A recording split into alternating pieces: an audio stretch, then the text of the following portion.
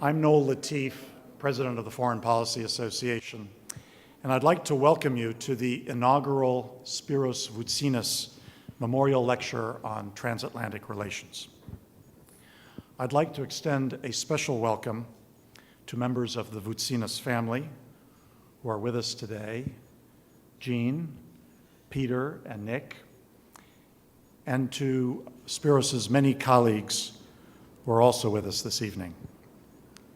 I think Spiros would have been very happy that two very distinguished bankers, whom he greatly admired, will launch this lecture series. Joe Ficalora, on whose board he served, and Bill Rhodes, who became a good friend of Spiros after they met on the Foreign Policy Association board. I personally will always treasure the memories of wide-ranging conversations over congenial meals with Spiros. We traded stories about our experience as savings bankers, and we invariably discussed world affairs. Spiros came to this country as a young man from Kefalonia, Greece. And while I have never been to Kefalonia, I imagine it as the Ithaca made famous by one of Greece's great modern poets. As you set out from Ithaca, he said, hope that the voyage is a long one, full of adventure, full of discovery. May there be many a summer morning when with what pleasure, what joy, you come into harbors for the very first time. Ithaca gave you the marvelous journey. Without her, you would not have set out. And so it is on such a journey that Spiros embarked from Kefalonia, and along the way, he touched so many with his kindness, his deep intellectual curiosity, and his high idealism. I know that whenever Spiros mentioned Joe Ficalora, it was with great admiration. When Spiros presented Joe with the Foreign Policy Association Medal, he described him as one of the top bankers in the United States. It gives me great pleasure to invite to the podium the President and Chief Executive Officer of New York Community Bank Corp., Joe Ficalora.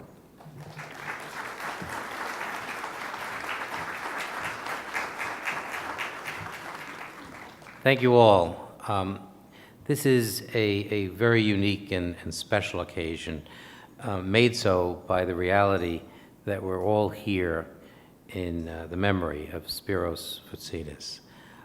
As I'm sure all of you know, he was a very special person, a very special leader, a person who could command respect and have depth of insight into many, many different things. And those that had occasion to be dependent upon his opinions. And many times it was the board and it was other people in management, it was other people that he came to meet. He had the ability to convey his views and to accept the contrary, on occasion, views of others. So his special personal attributes are the reasons why I think so many of us have a special place, special memory for him. And I think that this ongoing event will be a means of reminding us all that he once was here. The reality is that he is the kind of person that people want to know, and even those that have known him for very, very brief periods always remember him for what he has contributed to their personal being. And that's very special. There aren't that many people that have that kind of an effect on others, but he did. And I'm very pleased to have had the opportunity to be with him. In fact, The last time I saw him, it was with Bill. We were together for lunch, and he arranged that, and I certainly appreciate that opportunity. But without further ado, I would certainly like to turn the podium back over to whichever of you. Bill, please. Thank you all for being here.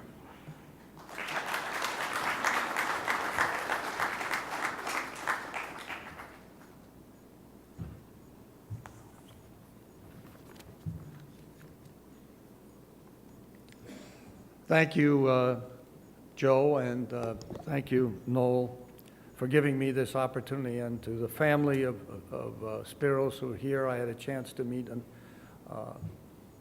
his lovely wife and children at the wake, and he often talked about them because we used to have regular lunches, and he always talked about how proud he was of his family. Also, Sophia, who is the person who always put us together, his assistant, is also here tonight. And I noticed we have the Consul General of Cyprus here, and I guess we may have the Consul General of Greece who will be arriving. But there was no doubt, as Joe has said, that Spiros was a great banker, a good friend to so many of us here, and I was fortunate, as Noel said, almost 4 years ago to meet him at a foreign policy function. And my wife, Louise, is here, and she actually started talking to Spiros. And from then on, we would get together regularly for lunch and talk about the subjects I'm going to mention here today, which were basically to talk about Europe, Greece, the problems that both Greece and Europe are going through, and also to talk about banking. And he was also a great, let's say, advocate of my book, Banker of the World, The Lessons Learned There. And actually, I could have used Spiros as a salesperson for my book. And of course, you'd want no better person than Spiros to do that. So that's why I picked these subjects when I talked to Noel Latif. I think that when we take a look at the Eurozone, and particularly just starting with Greece, the country that where he was born, and it interested him so much. And I have a long tradition at Brown, majoring in classical studies, and so I have a long time. I've visited Greece so many times. But with the present problem, and I think it's been a nightmare for Greece for the last almost 4.5, 5 years, was to talk with George Papandreou, the new prime minister in Davos, in January 2010, and to try and get him to realize, based on what I had heard, that this was not just going to be a simple matter of adding up numbers the right way. And also to the various seniors from Europe that were at that meeting, that if not handled properly and quickly, the Greek situation, this would spread and we would get contagion all over the place. Well, unfortunately, what happened was that no one wanted to believe this. They thought this was an isolated instance. When I and others tried to tell them the experience we'd seen in the emerging markets with things like Contagion and other problems, the attitude was, well, look, we're developed countries. In the Eurozone, we have no lessons to learn from past crises elsewhere. Spiros knew differently. And unfortunately, those in authority at that particular time did not. And as you know, Greece has suffered, as I said, through a nightmare of having negative growth. It's not really a recession, it's really a depression for almost 5 years. And of course, the reaction that you're getting, not just in Greece, but in Europe, we saw it in the recent European elections for the European Parliament, are tremendous support for the extreme left and the extreme right, which was something that you could foretell was going to happen with the lack of growth, recession, and now stagnation that you have in so many of these countries. I would just say that, when you take a look at a country like Greece, to give you an idea of the problems that a country like Greece is facing, the unemployment rate in Greece is 27%. Youth unemployment is basically just an incredible figure of almost 60%. To give you some parallels, in the Great Depression in this country, the worst year was 1933, and our unemployment rate overall was 25%. And here we are, Greece, with 27%. So that's why I say it's been a nightmare. It's been horrendous. I think that the present government, the Samaras government, is doing everything possible to try and bring Greece back, but it's not going to be easy. And people like to blame Greece for the Eurozone debt crisis. Not true, because there were a lot of problems in a lot of the countries that were not being dealt with, and Greece just acted as a spark. And so I am hopeful that over time measures will be taken, investment will increase to get Greece back to where it should be. But it's not going to be easy, because I think Greece may go from this recession, depression, into a period of stagnation. So it's not going to be easy. On the other hand, you have Germany, which is growing very, very well.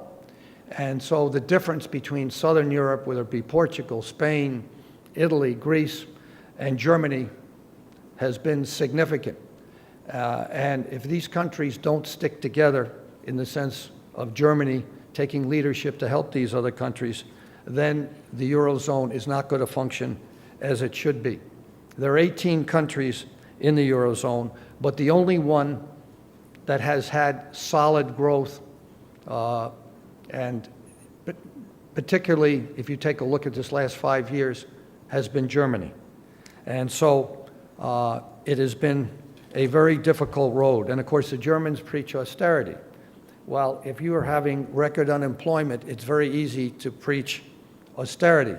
If you are sitting there with the type of unemployment rates I mentioned for Greece, and although they're not as bad, they're very similar in the other countries I mentioned, Portugal, Spain, Italy. I mean, Italy is a country you don't normally think of that. Their youth unemployment's 42%. In the case of Spain, it's over 50% for youth unemployment. Even in France, you have record amounts of unemployment.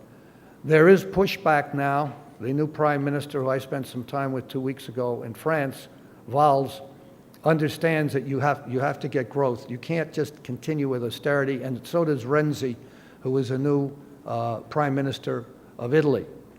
Because austerity is fine, but if you don't have a path to growth, the populations of the countries will not support you. And we saw those in the recent elections for the European Parliament.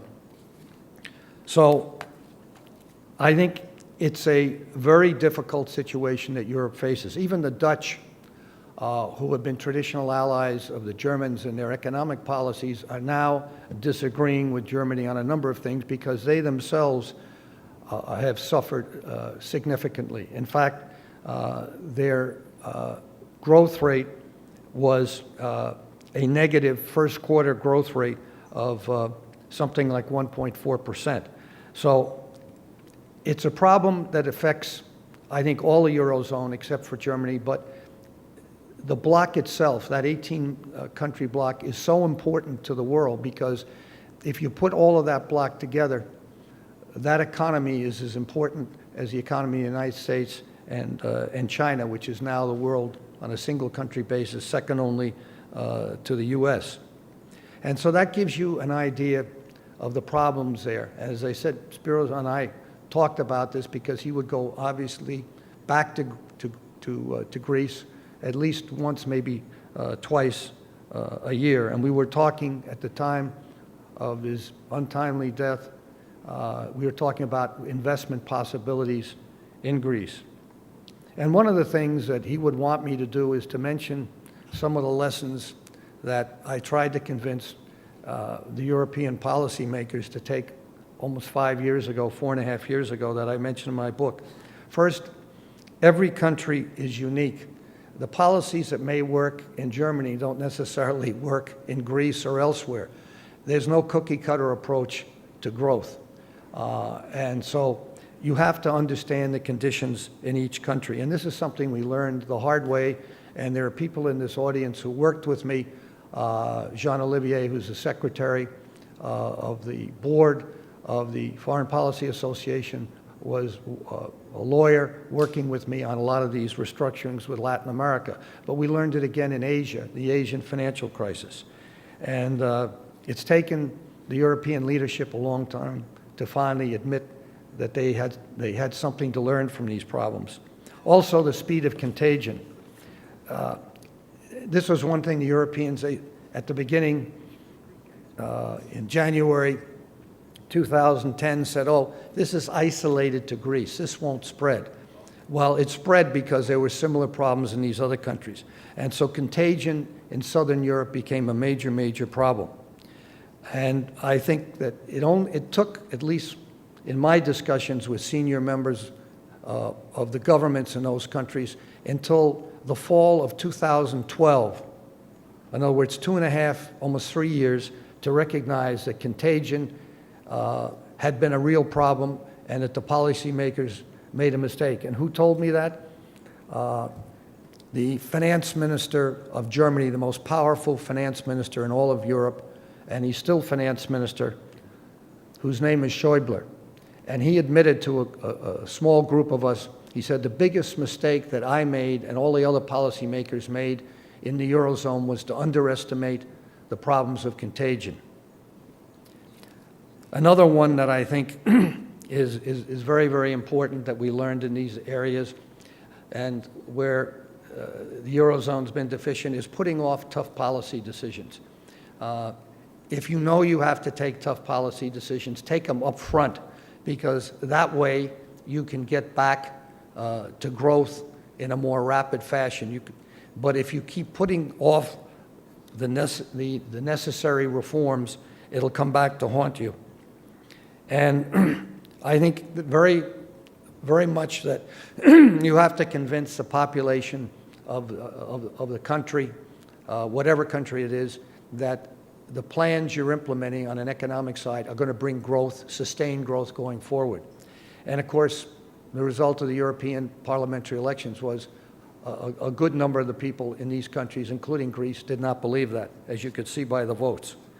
I think that a fifth thing would be deregulation and reform. It's an opportunity to take some of the steps on deregulation and reform to open the markets to investment, particularly with the private sector.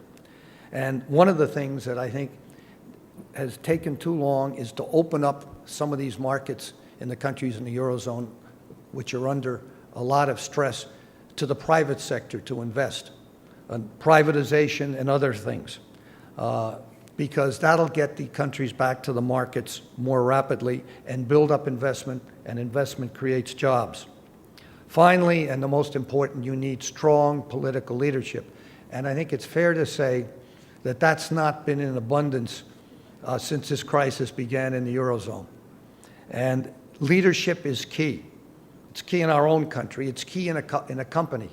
And it certainly is key in getting the Eurozone out of stagnation and recession back to sustained growth. And you've got to have the patience to implement the reforms and stick to it and bring the population along with you. Another subject that Spiros and I talked about all the time, because he was a banker, was the situation of the banks here in the United States, the banks in Europe, coming out of the Great Recession. And we all agreed, the two of us agreed, that obviously the banks had to recapitalize, increase capital, increase their liquidity to make sure that they didn't get into additional problems along with the problems they already had. But in addition to all of that, we also agreed that that there was an element of of crisis prevention that needed to be implemented here. And one of the keys here, which I think is as important, and I've discussed this with Joe, is the whole area of culture, the culture of a financial institution, a bank. I think it's as important as capital and liquidity. And the tendency of regulators and supervisors was not to feel that, and a number of individual bankers, but now I think it's being recognized that this is key. And particularly your risk culture, because if you have capital and adequate capital, adequate liquidity, and you have good risk management, then you can ride out the worst storm. But if you're missing any one of the three, you're in deep trouble. And all of the emphasis just on capital and liquidity, I think, is a mistake, because that's just part of the equation. And I think that you're also seeing reforms. We have Dodd-Frank here. In the UK, they have Vickers. Switzerland has one set. You find different sets of regulations that are being imposed on the banks worldwide. And if you don't have a level playing field, particularly for institutions that deal in a number of countries, then you're going to get more what we call regulatory arbitrage. Everyone will want to go their own way. And this is still a basic problem. We call it also fragmentation and balkanization. And this is something that the Financial Stability Board, which is supposed to coordinate these efforts among countries, needs to do a better job, I think, going forward. And it's very, very, very important that this happen, because if banks do not lend, and the banks have been beat up a lot here and in Europe, but banks are your chief financial intermediary for getting money from a depositor to a growing business where jobs are provided. And if you don't have solid banks willing to lend, and not just to big corporations, but very importantly to small and medium-sized enterprises as well as individuals, then you're not going to get job growth. And if you don't have job growth, you don't have growth in the economy, and you slipped into recession, and you could even get into a depression. So there's got to be a halfway house here about implementing regulations. It was supposed to have been done with Basel III. It was supposed to be worldwide, but that's already fragmenting. So it's important to get the banks lending, and it's important that they lend properly, have a good risk culture, and have the capital and liquidity behind them. That is a major problem, more so in Europe than the United States, because we took measures here in the US much more rapidly on stress tests with our regulators and supervisors of the banks to raise capital and liquidity, and also to work on our risk culture. In Europe, it's been slow in coming. The famous banking union that should have been implemented almost 2 years ago is just now being implemented. They're giving European Central Bank the opportunity to be the chief regulator supervisor with the majority of banks in Europe. But what we call resolution is still not fully worked out, is what do you do when a bank gets in trouble, how you do it. And we have the Consul General here from Cyprus, as I mentioned, and he knows firsthand the problems this caused in Cyprus, because they did not have a specific regimen at the time. And Cyprus suffered tremendously because of that. Well, I think they've got to make sure that in the future, when there are difficult situations come up, that they have a plan and it can be implemented, and there are sufficient funds to do so. The whole question of banking union is key to get the banks in the Eurozone back to lending as they should, particularly to small and medium-sized enterprises.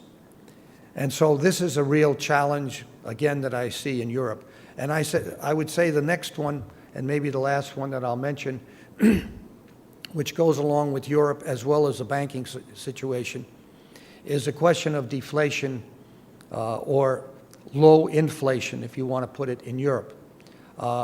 We have inflation, instead of at the 2%, which is the guidelines here in the United States and the guidelines in Europe. In Europe, they have 0.5% inflation. And there's a real danger that what's now stagnation in a lot of these countries, in other words, very low growth, could turn back into a recession if they do not get this problem resolved. Now, the European Central Bank, a couple of weeks ago, came out with very low interest rates, in one case negative interest rates, to help put this process along. And they also put together a $400 billion euro, which is over $500 billion US facility to help small and medium-sized enterprises. I hope that's enough, but it's not clear it is, and they may have to actually go into quantitative easing like the Fed did here in the United States. But a healthy Eurozone, a healthy Europe, is as key to the world prosperity as a healthy US and a healthy China and Japan. So I think there's a lot of work that has to be done with regards to banks, and a lot of work, I think, needs to be done on the risk culture, because if you don't have a proper risk culture and you don't have adequate capital and liquidity, you get into what's known as reputational risk, where an institution, and it's particularly, I think, important for a financial institution, to have a good reputation, because if you don't, people start pulling their savings, they won't want to deal with you. And so the ultimate here is to avoid a reputational risk situation. And as you've read in the newspapers, there have been so many so-called scandals, whether it be LIBOR, whether it be the trading scandals, or one thing or another that have been going on, that have gotten the public to be very negative in many cases on banks. And so it's important that the banks take the proper efforts, the proper steps to make sure that, that all of the things I mentioned are in line, and to reassure the public that you can trust your banks, because if you can't do that, then the economy, as I said, won't grow and you won't have jobs. So I think that this is a major issue that is before, I think, the United States, but more so with Europe and with other countries in the world. I mean, when you take I've talked a lot about the problems in Europe, 20 million unemployed, the high level of youth unemployment. I was just recently with the new Prime Minister of France, as I alluded to earlier, and my question to him was, what are you going to do about youth unemployment? He said, that's one of the greatest problems we have in France, and it's even a greater problem in Southern Europe. And if we don't take steps to correct this, we're going to have a lost generation of youth in all of Europe. And I think, and particularly in the Eurozone. And so this is a real challenge. But here in the United States, we have our own problems. You saw what the announcements were today about the GDP. It dropped almost 2.9. It dropped 2.9% in the almost 3% in the first quarter.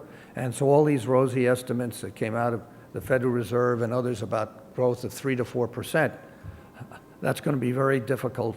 It's impossible at this point to obtain. And even to get to a decent growth rate over 2%, you're going to have a growth rate in the area of 3.5%, 4% over the last 3 quarters.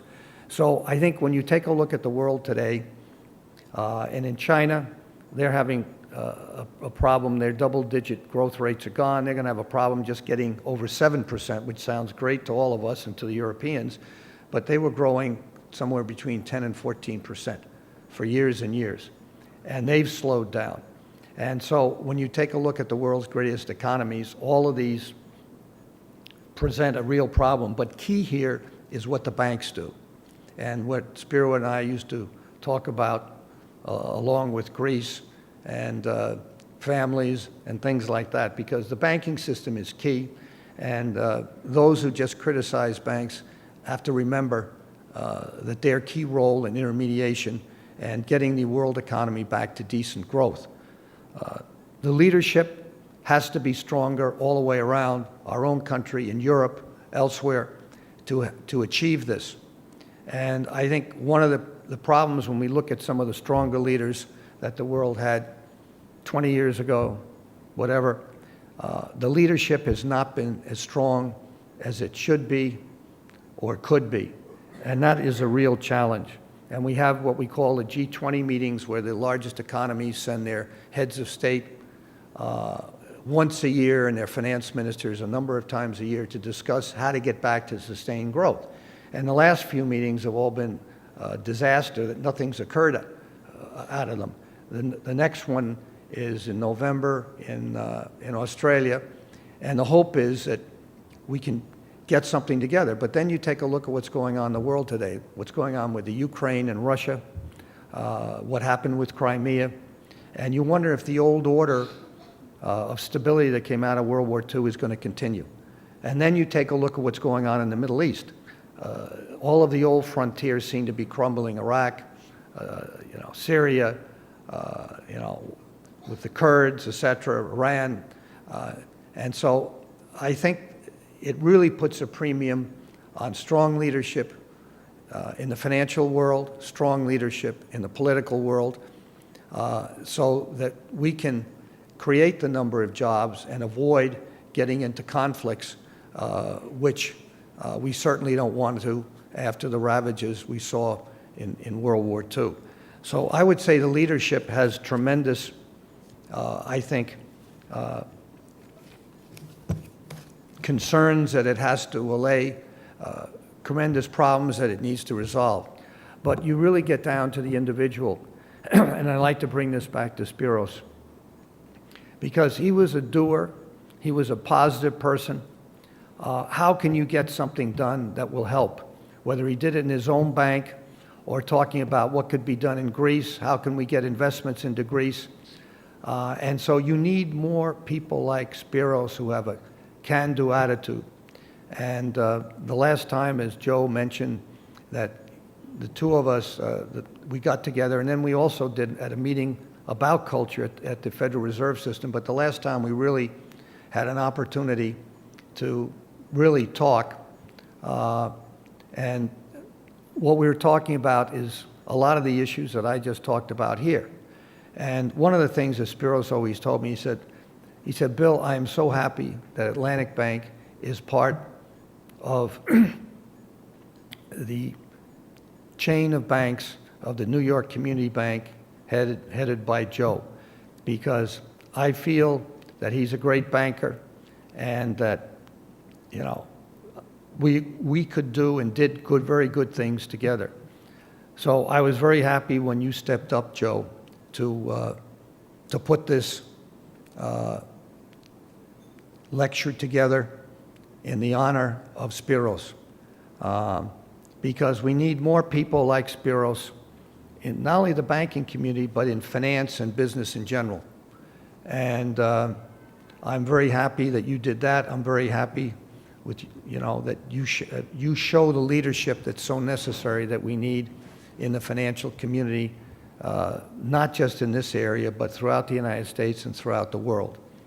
So, Noel, I think I've touched on some of the subjects, and I tried to think about what Spiros and I always talked about, and to say these few words. I'm sure in the future you'll get other speakers who did not have the personal opportunity to know someone like Spiros, but I certainly wanted to do this first lecture in his memory and to talk about things that he was always interested in. And lastly, I'll just say he was a very courageous and brave man, as his family knows, because he fought this cancer right to the end. And when we get together for lunch, he never wanted to talk about it. He says, Bill, I'm just trying to live life with my family and the business as best I can. And, God will decide what my fate will be. And so he was a good man, and I was very proud to have had the opportunity to know him. I just wish I had met him many, many years before. So thank you very much for hearing my remarks. And I guess Noel or Joe will come up and to finalize this. And if you want me to answer any questions, I'd be happy to, but that's up to you, Noel. You and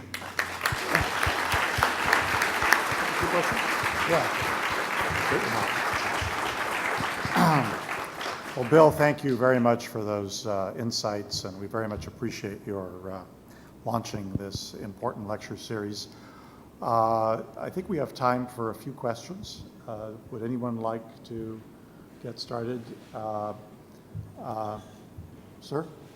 No, you haven't mentioned Mrs. Merkel. What do you think her opinion is going to be in the future, and how much influence will she have?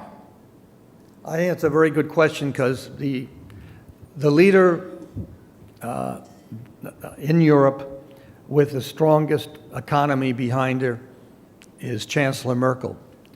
And she is going to really decide the fate, I think, in many ways of the Eurozone, because when the Eurozone was put together, it was supposed to be an equal partnership on the sense of leadership between Germany and France.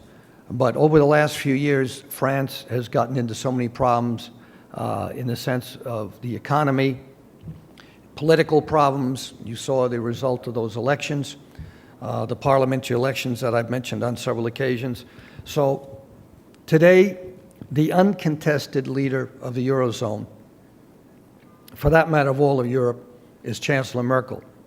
And I would just hope that she will exert stronger leadership or the strong leadership that's necessary going forward, because she's going to decide a lot of things, not only economically but politically. And that even goes to what's going to happen with Putin in the Ukraine, etc. So her role is so important, both politically and economically. Now, all of us who follow Germany, we're hoping that we would see a Maggie Thatcher or a Chancellor Kohl or a Chancellor Adenauer, but she's got her own style. And I certainly hope that she exerts this strong leadership, both economic and politically, going forward, because I don't think you're going to get the Eurozone back into growth unless she does, because Germany is really the key to the fate of the Eurozone, and for that matter, of all of Europe, I think. So thank you for the question.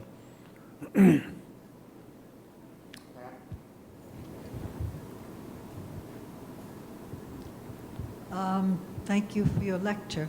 I am wondering if you saw this latest study called Risky Business with Henry Paulson and George Schultz et al., the effects of climate change and greenhouse gas on our economy, and whether you would like to comment on it.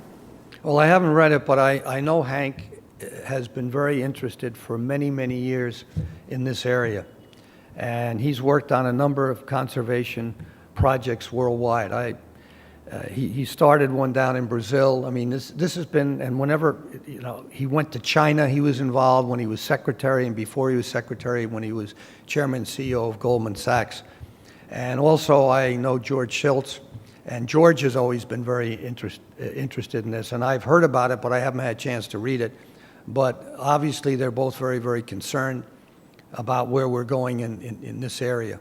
So I think it's something that we all have to take very, very seriously.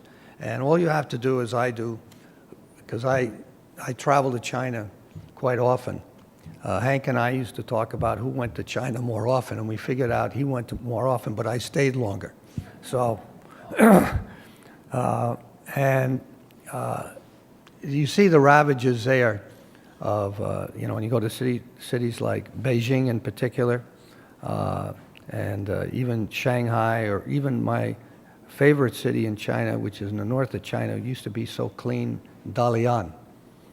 And Chongqing is as bad or even worse than Beijing. That's the largest city in the world. That's in Sichuan province. It's over 30 million people live in that particular city. And it's not just the air, it's also the food and the water. And so it's if you need to be reminded of the importance of this, all you have to do is travel around China.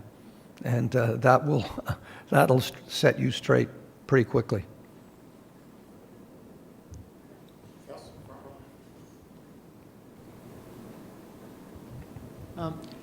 Based on your experience with countries and regions having gone through these crises, especially in the developing world, regarding Greece and Cyprus, more than Greece, now is putting some of its hope for a better future in their hydrocarbon reserves.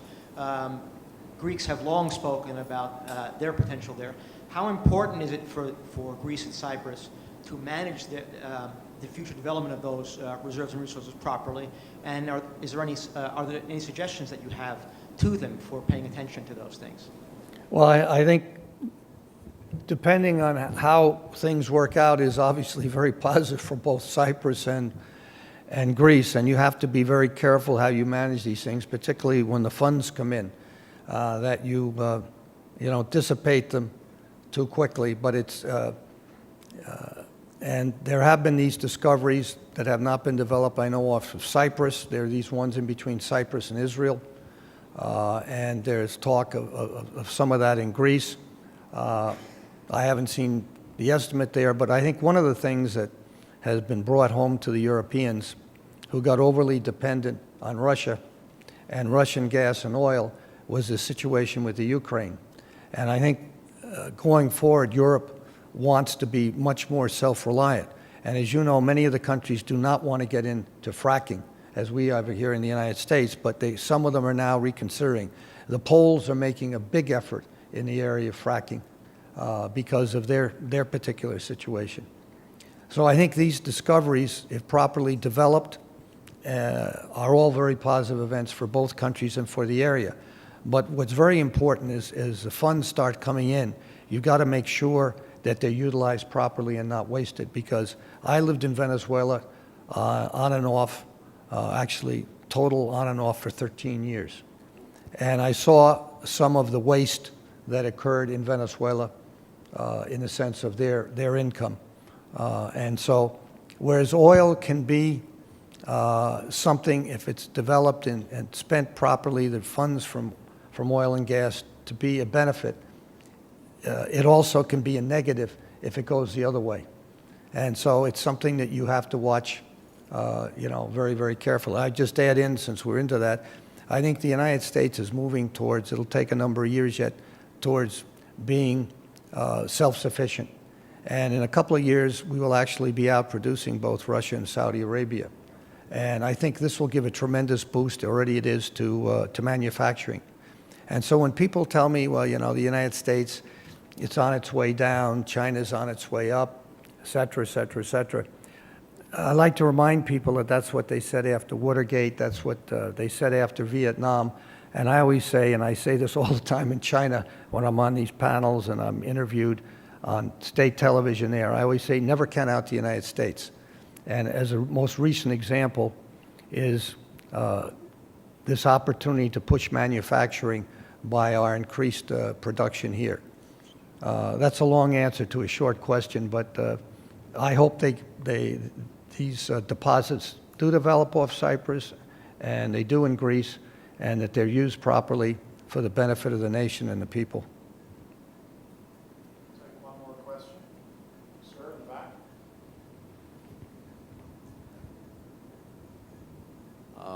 There are many experts that felt that the idea of a European currency, the euro, was a bad idea to begin with.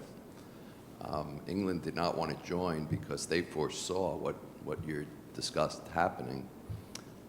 Why are we fighting the problem, which is that there is not, I guess my attitude is, the self-correcting mechanism was always currencies.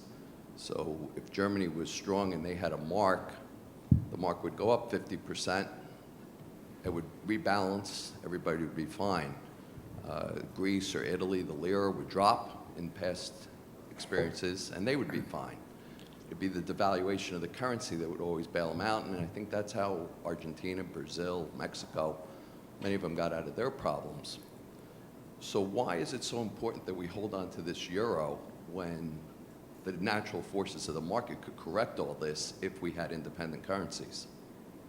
Well, I think the answer that you get from the Europeans, and I have a good friend who's a Nobel Prize winner, Bob Mundell, who is said to be the author of the euro, but of course he had some different ideas of how it would develop.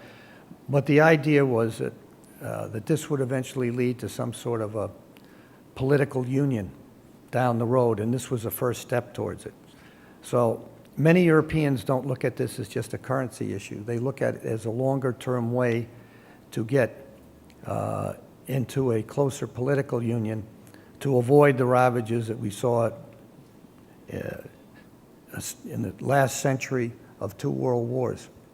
But as you point out, there's been a very, very rocky road. Just taking the example again of Germany, the reason the Germans, and they complain about Greece and they complain about Cyprus and everything else, but let me tell you, the biggest beneficiaries of the euro have been the Germans, because can you imagine what the Deutschmark would have been if they weren't tied in with the euro, and what that would have done to the export base of Germany? Because, you know, Germany is more dependent on exports than any other major economy in the world, except China, perhaps a major economy.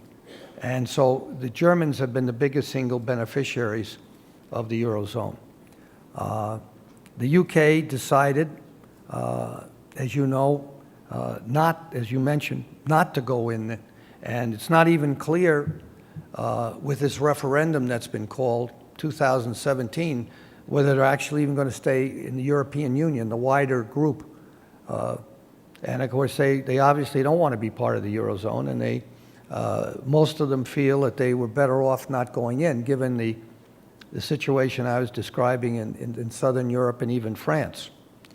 So I would say that's where it is. I mean, the question people still have is, will the Eurozone survive? And it didn't break up. I never thought that Greece would leave, because you could make a case for Greece leaving, but Greece has many benefits by being part of the Eurozone. But if you want my thought on what the Europeans didn't do for a country like Greece, is they should have forgiven much more of the debt. They had the private sector take a big hit in the debt, but most of the debt is now held by the official sector, and they haven't wanted to take a hit. And I think if they really wanted to help Greece and support Samaras in his struggle to get the economy back into growth, they should talk about not just stretching the debt out forever, but I think, like the Brady plan, there should have been some sort of debt forgiveness in this. And remember, we did this on several occasions with reparations with Germany itself after the two wars. And so there's obviously precedent for this. And I think it's very important that you get the Eurozone out of the stagnation that we're in. And I've listed some of the things that I think are necessary to do. Now, whether they're going to do it or not, it's still not clear. And so I guess time will tell here. But I get back to the leadership of Germany, the first question. That is going to be key. Will Chancellor Merkel in Germany provide the leadership that you need? Because if Germany does not, given the situation in France, notwithstanding my optimism on this new Prime Minister, Valls, then it will not hold together. Now, I'm enough of an optimist to think that she'll do what's necessary at the end of the day. And I certainly hope so. But those optimists who say the problem's over in the Eurozone, take a look at the growth rates, take a look at the unemployment rates, particularly the youth unemployment, and take a look at the inflation rates. And when you take a look at all of those, then you know the problem isn't over yet in Europe. And I'll tell you, if we had Mario Draghi here, Mario's been very circumspect in his comments recently about the problems facing Eurozone. And I give credit to the European Central Bank, but the European Central Bank can't do it all by itself. You got to have the politicians on board taking the right decisions in other areas to get Europe back to sustained growth. Currency is just one part of the issue. So I guess, Noel, that's it, right?